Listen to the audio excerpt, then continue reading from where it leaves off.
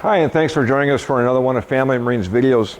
My name's Tom, and today in this video, what I want to do is I want to go through sea legs triple toon. So there is a difference between the bi-toon sea legs and the triple toon sea legs, and these are the triple toon sea legs. Obviously, we've got the boat up on the jack stands today, so I want to show you what happens when we operate the triple toon sea legs. So the remote control is much different on a triple toon legs than it is on a bi-toon. And what we can do is we can control all four legs at the same time, up or down. I can control the front legs by themselves. I can control the rear legs by themselves. I can control the passenger side or the driver's side by themselves. So for example, if I want the boat to go up, if I'm going to lift the boat up out of the water, I hit the boat with the arrow up. So the boat with the arrow up is all four legs. You can see that the legs are going down. Now, don't think about what you want the legs to do. Think about what you want the boat to do. I want the boat to go up. Okay, so that means that the legs are going down. So we can lower the legs all the way down. The foot pads are spring loaded, so as soon as we touch the bottom of the lake, the foot pads will level out. You can see that they're kind of slow. This is a high pressure system, and yes, it's slower than what the regular legs are on the bi-toons. So once we get the legs all the way on the ground, we can start lifting the boat up. You'll see it's coming off the jack stands. Okay? So now I can switch. It's common for the front of the boat to come up sooner than the rear of the boat. Well, why is that? Well, number one, it's shallower up front, so the front legs are going to hit the ground first, okay, or it's deeper in the back. Not to mention the fact that it's heavier in the back of the boat, so the back of the boat comes up slower than the front of the boat. So if my bow of my boat were coming up sooner, I could go to rear up, and that's just the rear legs raising it. I could go to front up. This is just the front being raised. I can go front up or down, rear up or down, or boat up or down. And then what I can do, for example, is this is driver. So this is just the starboard side of the boat. The two legs on the starboard side are going up. Or I can go passenger.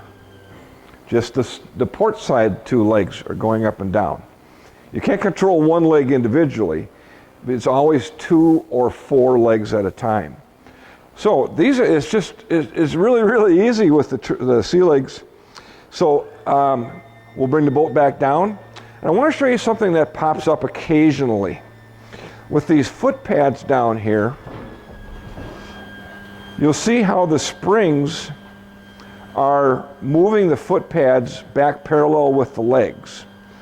What happens sometimes is we can get rocks stuck in those foot pads, so that if these are the legs and these are the foot pads, you know, the foot pads are supposed to come up flat, and what happens is they're down like this, they get a rock stuck in there, and they come up like that. So what we find is people call us and they say, hey, there's something wrong with my motor, it's shaking like crazy, it only does like 7 miles an hour. It's just something is wrong. And our comment is, have you checked the sea legs? Well, they beeped. By the way, what that means is when the legs get all the way up, there's a sensor on the pump. It's hooked to the hydraulic system, and it's a pressure sensitive beeper. In other words, when the legs are all the way up, it'll beep at you, letting you know that the legs are all the way up. But again, if we got a rock stuck in the foot pad, can you hear the beep? The foot pad can come up like this, and now we're plowing through the water, right?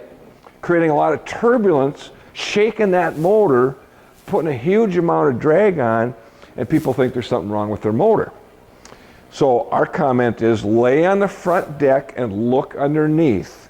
You have to see the foot pads in the position that they're in right now, which is parallel with the bottom of the deck. Okay, so that's very, very, very important.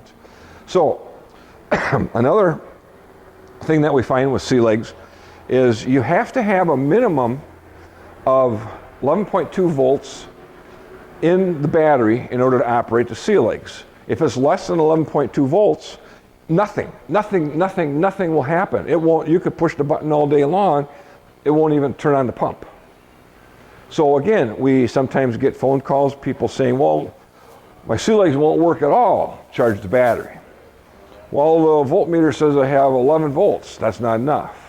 Charge the battery. And when you charge your battery, Interstate Batteries will tell you, charge the battery for 24 hours on low. So often people throw a high charge on their battery for a couple of hours. Well, that helps. The best way to charge a battery is on low for 24 hours. Okay, on the sea legs pump itself is a circuit breaker. Looks just like this, has a red or blue button and a yellow or blue bar. Now, if you're below 11.2 volts and you're operating your sea legs, if they still operate with a low battery, what will happen is this little bar will pop out. That's like a circuit breaker in your house, right? What will happen is the sea legs are trying to draw all this amperage from the battery, but the battery doesn't have it, it's low, right? So what will happen is the circuit breaker will get hot and a little bar will pop out. That is a sign that your battery is low. Again, charge your battery for 24 hours on low. If that button pops out, that yellow bar. This is on the positive wire coming from the sea legs pump going to the battery or the battery switch. We hook all of our sea legs pumps to the battery on-off switch because these sea legs pumps run off of either Bluetooth or Wi-Fi, and if you don't shut the battery switch off, that little bit of milliamps that runs the Bluetooth and Wi-Fi will, in a couple of week period of time, drain the battery. So we tell you to, when you're done using the boat, shut the battery switch off. That way your sea legs pump does not have power to it. And oh yeah, by the way, if you ever were to lose this or the battery goes dead, we tell people to take those 5 screws out once in the spring, put new batteries in there. If you ever lose this, there is buttons back by the pump that you can manually push these buttons or switches in order to operate the sea legs in the event that you don't have the remote control. Okay, so that kind of covers things on the sea legs triple tune legs. And if you have any more questions, feel free to give us a call. Our phone number is area code 320-222-BOAT. That's 222-2628. You can see us on our website at familymarineBoats.com, or more importantly, you can check us out on YouTube. There's all kinds of videos. We have around 100 videos on YouTube, on our YouTube channel. So search in the search box up on top for Family Marine Willmar, and then you'll see our icon. Click on that, and there's just tons and tons and tons of videos on there for you to learn from. So again, thank you very much for watching.